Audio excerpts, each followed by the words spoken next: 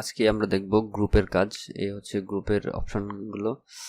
তো কিবোর্ডে shortcut command হচ্ছে জি, এন্টার প্রেস করলে গ্রুপ হবে, এবং ইউএনজি প্রেস করলে আনগ্রুপ হবে, এবং সিলেকশন পয়েন্ট অন অফ করতে হলে আমাদের এখানে ক্লিক করতে হবে। তো আমরা প্রথমে গ্রুপের কাজটা করি। তো এখন আমার এই দুইটা জিনিস আমি একসাথে গ্রুপ করব। এই দুইটা জিনিস আমি একসাথে রাখতে চাই, তাই আমি গ্রুপ করতে চাই।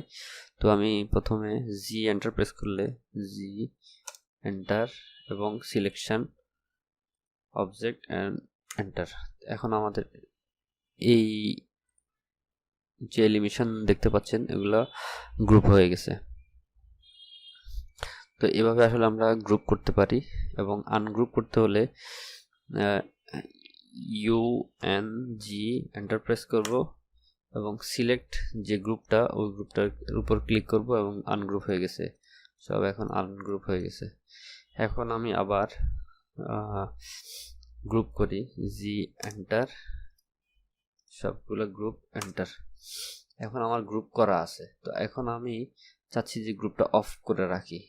অফ করলে আমি কি করতে পারবো? সবগুলো কাজ করতে পারবো আলাদা আলাদা। আমি এখন এগুলো কাজ করলাম, কাজ করার পরে আমি এটা অন করে দিলাম। অন করলে কিন্তু আমার সবগুলো গ্রুপের অ্যাক্টিভ আছে। তো আমি ভিতরে ঢুকে কাজ করতে হলে তো আমাকে গ্রুপ অফ করে রাখতে হবে। এই হচ্ছে গ্রুপের কাজ।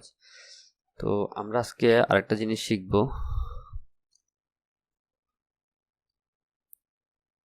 পেজ। তো পেজের কাজটা হচ্ছে আননেসেসারি কোনো ফাইল, একটা ফাইলে অনেকগুলো হ্যাশ থাকতে পারে, অনেক কিছু থাকতে পারে, আননেসেসারি পড়ে থাকে। তো আমরা কি করব, পেজের মাধ্যমে তা ক্লিয়ার করব। তো আমরা শর্টকাট কমান্ড হচ্ছে PUG, পেজ এন্টার প্রেস করব এবং অল পেজ অল ক্লিক করব, অল চেকড আইটেম। এটা আমরা যতটুকু প্রয়োজন ততবার দিব এন্ড ক্লোজ করে দেখি। এখন আমার কতগুলো গ্রুপ ছিল, এখন একটু একটু করে কমছে। যেমন দেখুন, আমি এই সবগুলো আমি এখন ডিলিট করে দিলাম।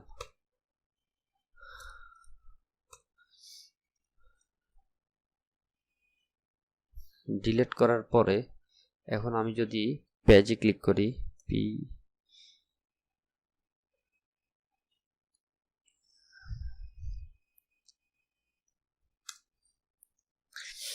এখন পেজ অল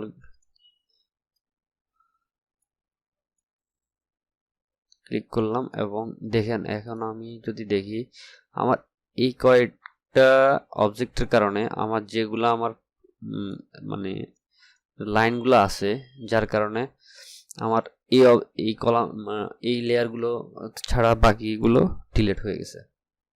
এইভাবে আমরা আসলে আননেসেসারি ফাইলগুলো পেজের মাধ্যমে ডিলিট করতে পারি।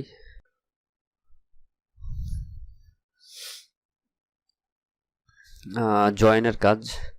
তো যে কিবোর্ডের শর্টকাট কমান্ড হচ্ছে যে এন্টার প্রেস করলে সোজাসুজি একটা লাইন, আমি যদি এটার সাথে এটা জয়েন করতে চাই, সিলেক্ট অবজেক্ট এবং এন্টার প্রেস করলে জয়েন্ট হয়ে যাবে।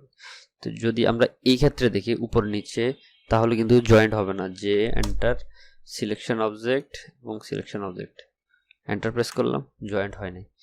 আমরা যদি পাশাপাশি কোনো লাইন থাকে তাহলে আমরা দেখতে পাবো।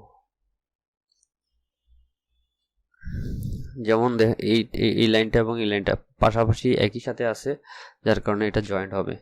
তো যে এন্টার প্রেস করলে ক্লিক অবজেক্ট এবং এন্টার প্রেস করলেই জয়েন্ট হয়ে গেছে, পুরোটা একটা লাইন হয়ে গেছে।